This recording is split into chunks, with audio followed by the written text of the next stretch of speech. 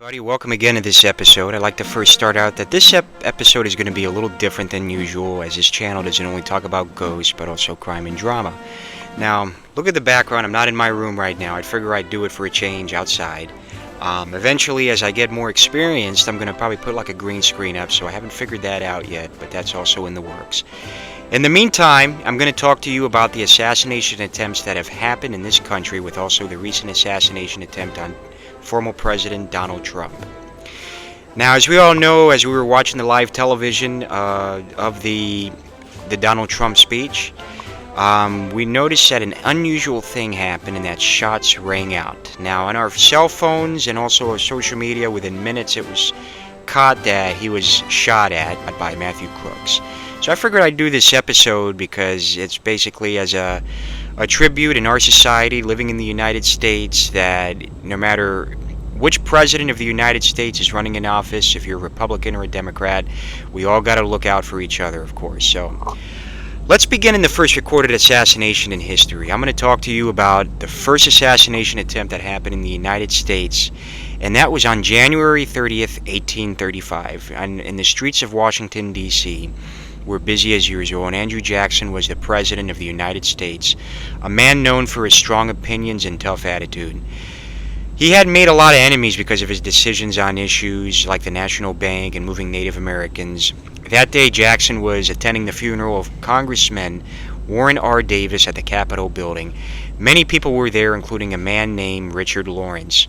Now, Richard Lawrence was a house painter, but he had become very strange and confused, and he believed he was supposed to be the King of England and thought President Jackson was stopping him from getting a lot of money. Now, Lawrence thought that killing Jackson would solve his problems. As the funeral ended, Jackson walked out of the Capitol building through the crowd, and Lawrence saw his chance and moved closer to Jackson. He had two pistols hidden underneath his coat. When he was close enough, he pulled out the first pistol and aimed at Jackson. He pulled the trigger, but the pistol didn't fire. People around them were surprised, but before they could react, Lawrence quickly threw away the first pistol and grabbed the second one. He aimed and fired again, but this pistol also didn't fire. The chances of both pistols failing were extremely low, and this incredible luck saved Jackson's life. Jackson, known for his bravery, didn't run away. Instead, he charged at Lawrence with his cane, hitting him repeatedly. Bystanders, including Davy Crockett, a famous frontiersman and congressman, quickly helped to stop Lawrence and keep him from hurting anyone else. Lawrence was caught and taken to jail. When investigators checked the pistols, they found that both had been properly loaded, making the double misfire very unusual. Experts thought that the damp and humid weather that day might have caused the powder in the pistols to fail. At his trial, it was clear that Lawrence was mentally ill, and he was found not guilty because he was insane and was sent to live in mental hospitals for the rest of his life. He continued to believe that he was King of England and that Jackson had wronged him. The attempt on Jackson's life made a big impact on him, and he survived, but it showed the dangers of being president, and Jackson became even more determined to push forward with his policies. This event also showed the need for better protection for presidents, although the Secret Service, which would later protect presidents, wasn't created until 1865 to stop people that were trying to kill presidents that were running this nation. We're going to go straight forward into the 1970s. Like I said, there were many assassination attempts in our history, but these were the interesting ones that I decided to pick out. And we're going to go to the Gerald Ford assassination attempt. And this took place in the morning of September 5th, 1975. And President Gerald Ford was visiting Sacramento, California. And he was there to meet with local leaders and talk to the public. That day, he planned to meet Governor Jerry Brown and then speak in Capitol Park near California State Capitol. As the morning went on, a big crowd gathered in the Capitol Park to see the president. Among the crowd was Lynette, also known as Squeaky Fromm, a 26-year-old woman wearing a bright red robe. Fromm was part of the Manson family, a cult led by Charles Manson. Now, the Manson family was known for committing terrible murders in 1969, but Fromm was not involved in those crimes. She was, however, very loyal to Manson and had strange and extreme beliefs. When President Ford walked out of the Senator Hotel and headed toward the crowd in Capitol Park, Fromm moved to the front of the crowd to get close to him. As Ford approached smiling and waving, Fromm stepped forward and she pulled out a Colt .45 caliber pistol from under her robe and aimed it at President Ford from about 2 feet away. Then she pulled the trigger. Incredibly, the gun did not fire, and the chamber of the pistol was empty. Loaded with bullets, Fromm had forgotten to load a bullet into the chamber before trying to fire. The loud click of the gun's hammer startled everyone nearby, and Secret Service agents reacted very quickly. Now, Agent Larry Brendolf, who was closest to Fromm, jumped at her and grabbed the gun before she could try again, and the crowd panicked and scattered. Other agents surrounded President Ford and got him to safety. Fromm's reasons were a mix of her loyalty to Charles Manson and her strange beliefs. When questioned, Fromm said she wanted to draw attention to environmental issues, especially the destruction of California's redwood forest. She thought killing President Ford would make people pay attention to these problems, and she was found guilty and sentenced to life in prison.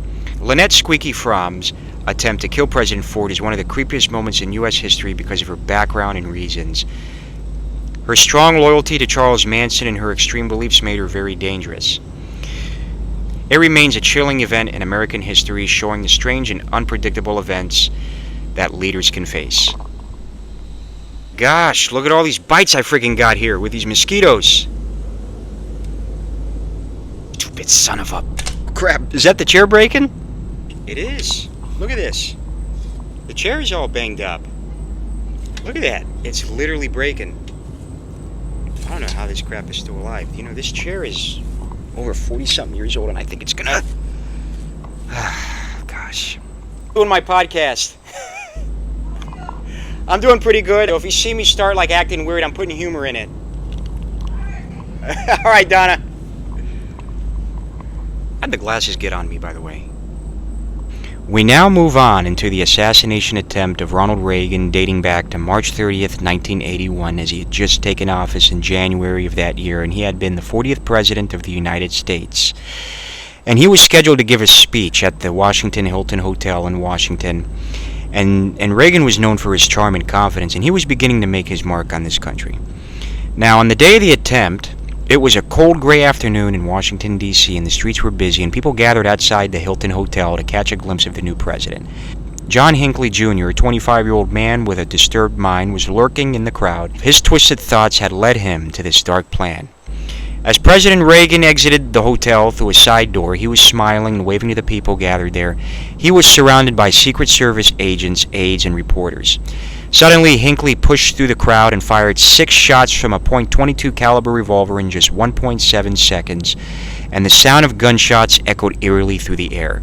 Hinckley's motive was his obsession with Jodie Foster, and he had been stalking her and believed that by assassinating Reagan, he could impress her and gain her love.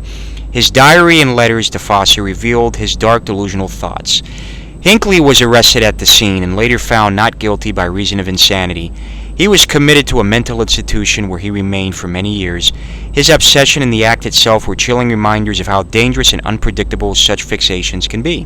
One bullet hit White House Press Secretary James Brady in the head. He fell to the ground bleeding heavily. Another bullet struck police officer Thomas Delahanty in the neck. A third bullet hit Secret Service agent Tim McCarthy in the stomach as he shielded the president. The last shot ricketed off the side of the limousine and struck Reagan under his left armpit, lodging in his lung, just an inch from his heart. Reagan at first didn't realize he had been hit. He thought one of his ribs was broken from being shoved into the car by an agent. But as they sped away, he started to cough up bright red, frothy blood. Secret Service agent Jerry Parr, who was with Reagan, made a quick decision. He ordered the driver to go to the George Washington University Hospital instead of the White House. Reagan walked into the hospital himself, but soon collapsed. Doctors worked quickly to save Reagan's life. They discovered the bullet had punctured his lung but had missed his heart by just an inch. The surgery lasted over 2 hours. The attack led to changes in Secret Service procedures, including more protective measures for the president and better emergency protocols. The eerie speed and suddenness of the attack showed just how vulnerable even the most protected individuals can be. The nation was shocked by the attempt on Reagan's life, and his swift recovery and strong spirit shown by his return to work just weeks later became a testament to his toughness. Reagan's near-death experience added to his legend, but the creepy nature of the attack lingered to the public's mind. Hinckley's obsessive love for Jodie Foster, a young actress who had no connection to him, drove him to commit a terrifying act, and his letters and diary entries, full of eerie declarations of love and violent fantasies, revealed his disturbed mind. The quiet afternoon turned into a scene of chaos and bloodshed in a matter of seconds, and the sound of gunshots, the sight of people falling, and the panic that ensued created a chilling atmosphere. The bullet that struck Reagan missed his heart by only an inch. And then we move on to the recent assassination attempt of Donald Trump, which happened this past Saturday, which is now today's date, July 18th, Thursday. Now, this is still under investigation, and new facts are being pulled regarding the recent assassination attempt on Donald Trump by the assassin's bullet. Dave McCormick, the Republican Senate candidate in Pennsylvania, described Trump as upbeat and excited about the rally's great turnout. McCormick entered the venue through a private entrance manned by Secret Service agents. Now, what was unusual about this is the fact that the security at the event seemed tight, with large crowds flocking to the showgrounds in Butler, some 30 miles north of Pittsburgh, to see the former president at his final campaign rally before the Republican National Convention. For weeks, the nation had been focused on Trump's opponent and the challenges facing President Joe Biden's candidacy after a poor showing at the CNN presidential debate in June, with attendees chanting USA, USA, armed with an AR-style weapon. 6 minutes into Trump's speech, the gunman took aim and squeezed the trigger. However, about 150 yards to the north of the former president, there was a gunman who was climbing onto the roof of a building to the rally stage, and an eyewitness described seeing a gunman moving from roof to roof just before the shooting began. At around 6:11 p.m., Trump was 6 minutes into his speech when gunfire rang out, and Trump grabbed his ear and took a step backward before ducking to the ground. 5 Secret Service agents swarmed the stage, covering Trump as more gunfire echoed through the showgrounds. And 43 seconds after the first shots were fired, agents confirmed the shooter was down, and Trump was lifted to his feet by the agents with his bloodied ear and escorted off the stage.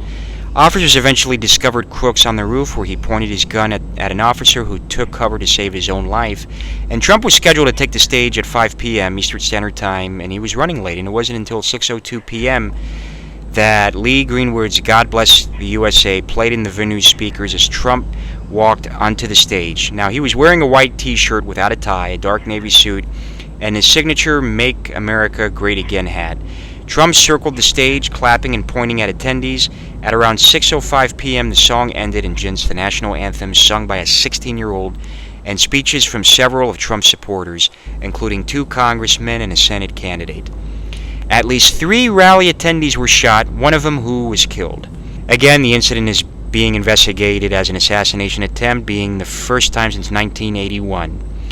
Now, the investigation will seek to determine what security failures may have occurred, such as how the shooter was able to get a clear line of sight to Trump, and attendees have helped fill in some details, including the chaos and the immediate aftermath of the gunfire and suspicions about the gunman before he went on the roof of the building outside of the rally state.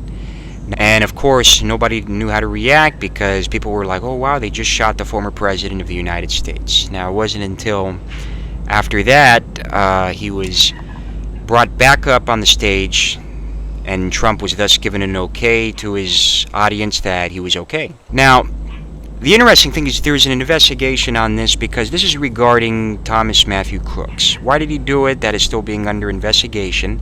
However, the creepy part about this is that, according to close friends of Matthew, Matthew was a child that was bullied in school, and he was a loner. And I'm going to show you a commercial he was in, and this was regarding the BlackRock Company, which is an investment company founded in 1988.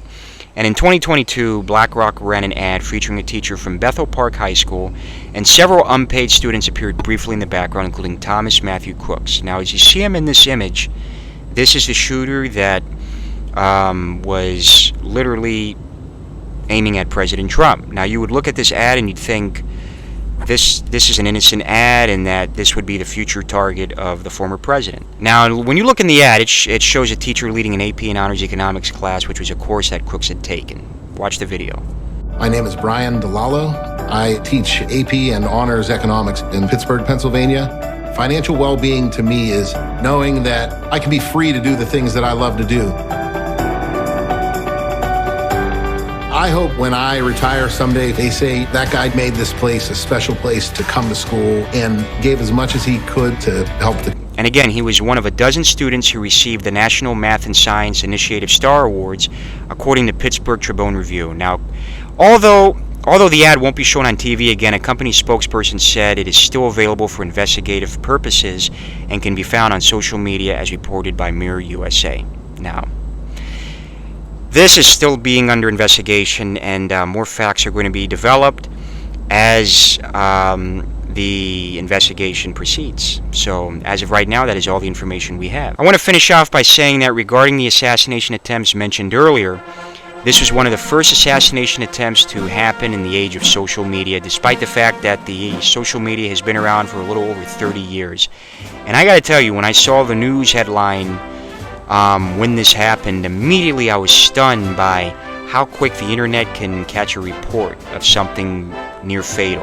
And I viewed it within about 40 minutes after this was viewed. And even a couple of my friends, they saw it on there at least maybe 3 minutes after it happened. So, thank you and have a good night. And remember, please subscribe to my channel. Jeez. Stupid chair. God. This will be the last time I sit in this damn thing.